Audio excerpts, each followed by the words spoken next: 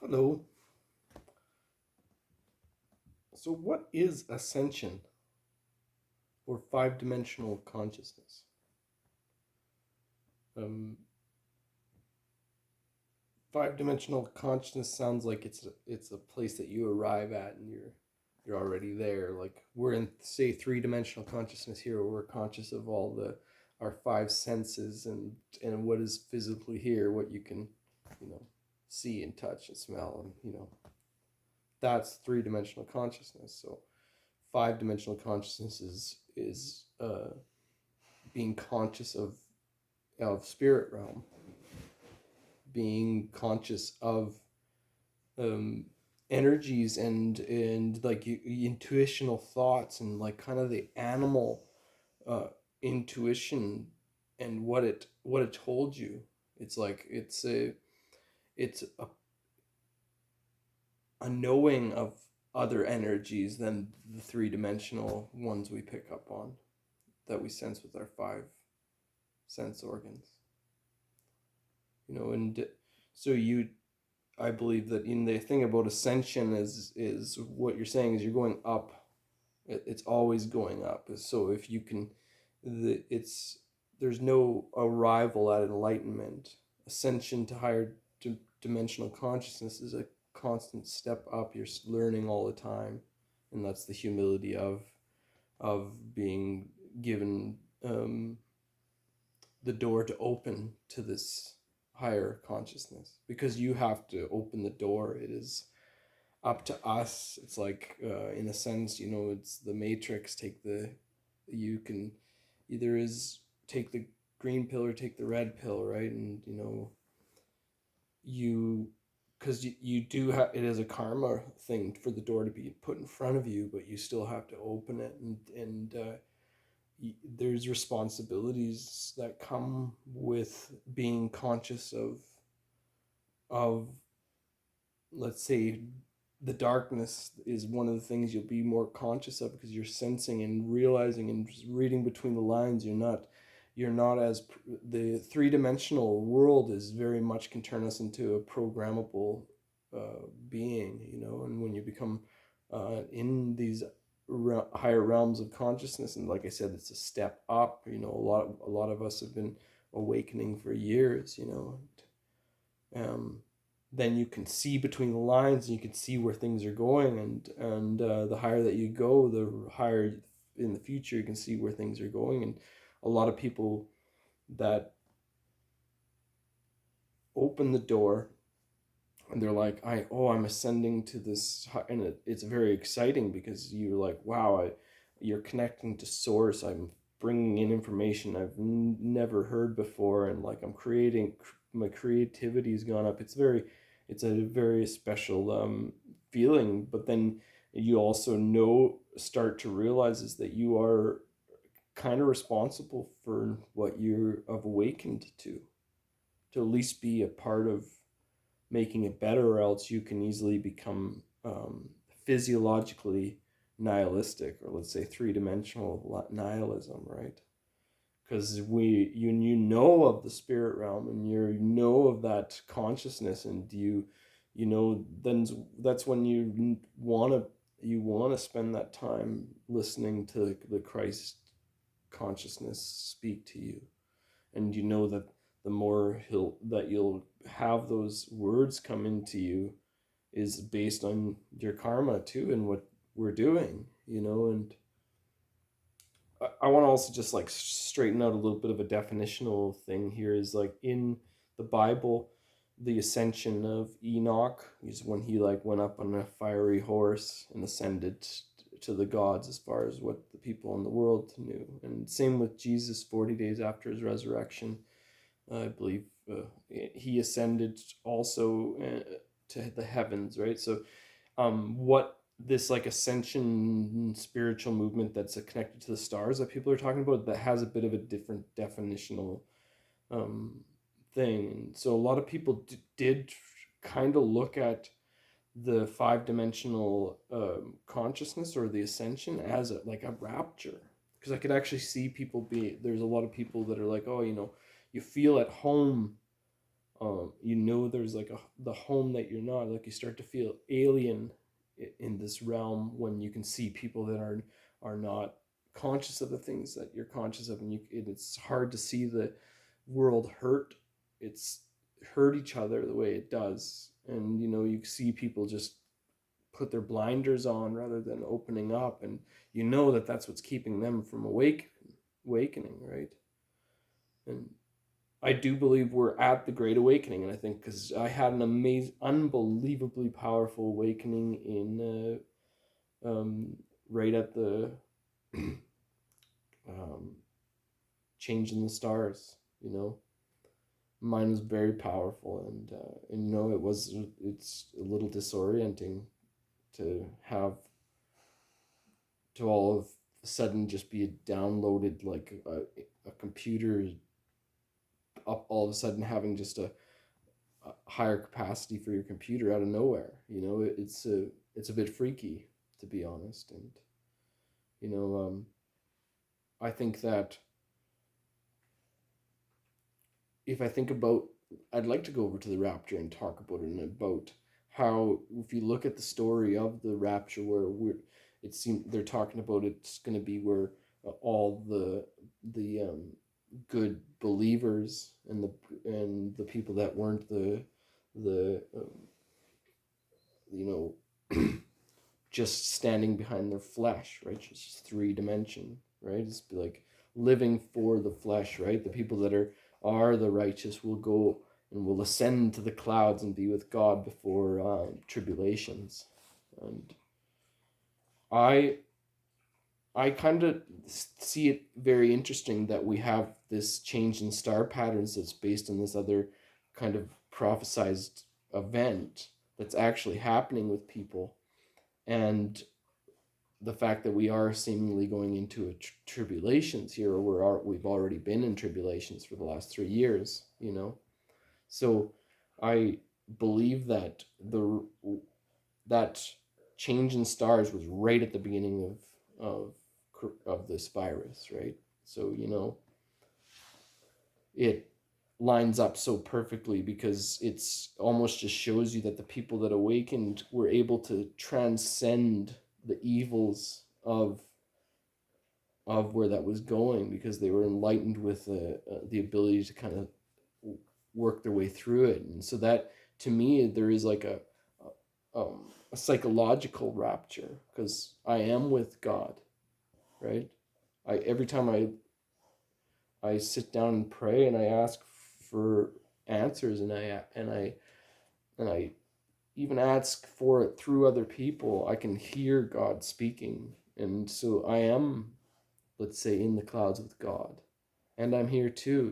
It's we are as above, so below, right?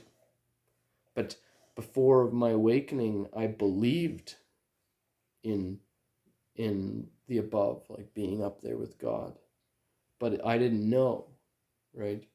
And that knowing means I can be here and there, but I have to be very careful, though, because a lot of people that ascend to here, they'll go out and hide in the woods, like the Rastafarians do that because a lot of them, their cultures, they are living so far from the Babylon that their awakening process happens early, right? And then they go and hide and stay away from it. But the people that have awakened, that are still surrounded by the Babylon and the energies of it, have to be very conscious and spend a lot of time in nature, and like meditate a lot, or pray, or that's where you get your back with God, right? And the least that we talk with the higher energies and bring in that, more we can be pulled down back to the 3 dimensional consciousness. And we're not going to unknow what we know now. However, you can be pulled down by nihilism still, like I'm talking physiological nihilism, right? And that's what happened to some of the darker Gnostic groups, like the Cathars. They didn't even want to bring children into the world because of how evil the world was, right? And a lot of people can look at the world, especially through their cell phones, and come up with the same idea, but still be super spiritual beings, but be so so nihilistic against what's going on that they just want to go home. And what I mean by home is they want to really ascend and be raptured to God, right? And then they're not suicidal. And that's not because they know that's it's just unless they can get involved or have a place to chisel away at the evil and take the hero's journey, it's hard to be to know things are the way they are, to know of evil, and it seemingly is winning. But the more that it looks like they're winning, we have to be conscious of it's not always what we think. We have to just be patient. I believe we're 3 years into uh, tribulation, so like 4 years, and we have to wonder why they want to get this stuff done by 2030. There's timelines involved here, and they're based on predictions, and they've been watching them come true for a very long time, and they're seeing all these other predictions like the Hopi prophecies and the star line prophecies and all these things coming together, and they're like, we have to, all the evil, they're like, they know that they're coming down. We have to stick to the understanding that this is the birthing pains to a new world, right? And I'm going to do another video on the tribulations and revelations, and just kind of talk on. It's really hard to make a lot of sense of how that's all going to happen or what's already happened and stuff. And I obviously that speaks a lot in symbolism. Like, we're not going to see these beasts coming out of the clouds. There's things to read between the lines, and I do believe a lot of revelations has happened already, and I don't see we're going to have to go through these things, but it is a birth to a new world, right? It's that's how we can is a faith too in the vision you've seen, because um there is there is a lot of people. If you have faith in all of this, then you have to look at where these prophecies are going, right? These are good things, right? So we just have to stick to that, but also be part of the change. Don't just pray every day and be hoping somebody else is going to bring into the chaos. Be a part of the end of the chaos, right?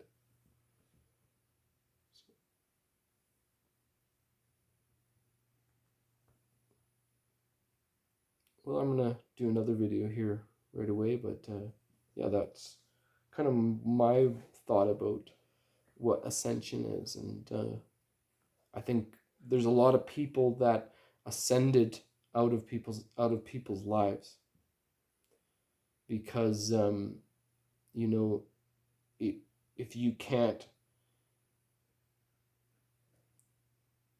it's really hard to be in these higher understandings and trying to vocalize it around people that are rather stay down here, you know.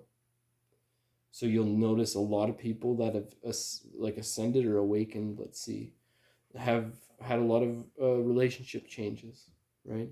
Or end.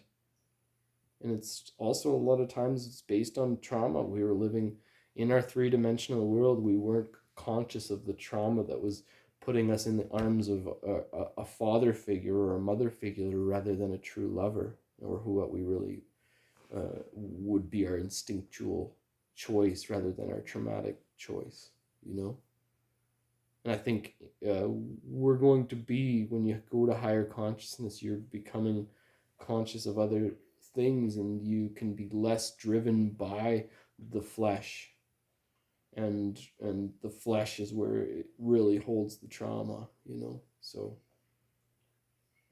it's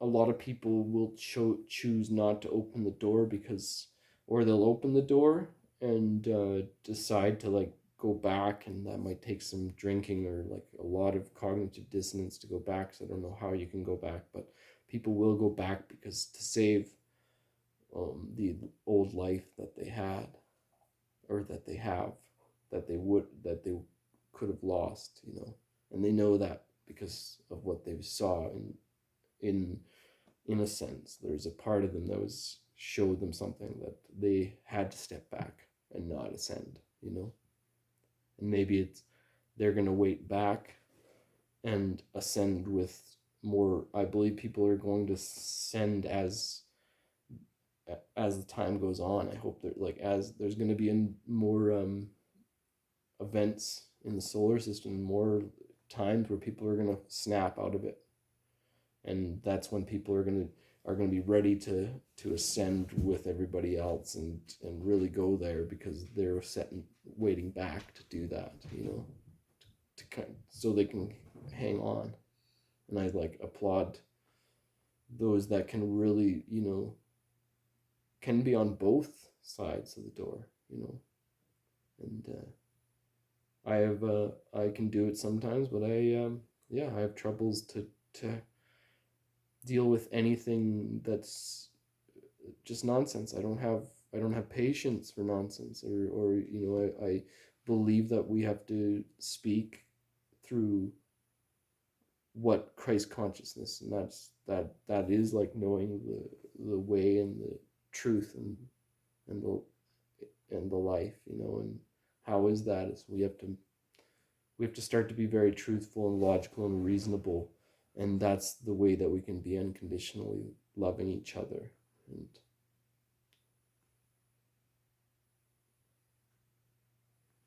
logic and reason in a world that's so divided like this is really hard to be a part of, because it can alienate you. But Prophet Muhammad said, in these times of tribulation, be far away from the group, be closer to your heart. I don't know if he said that last part. That was my part I left in, but closer to the message of your heart than the group message. Stay far away from. That's like stay away from the Babylon in these times, right? Much love.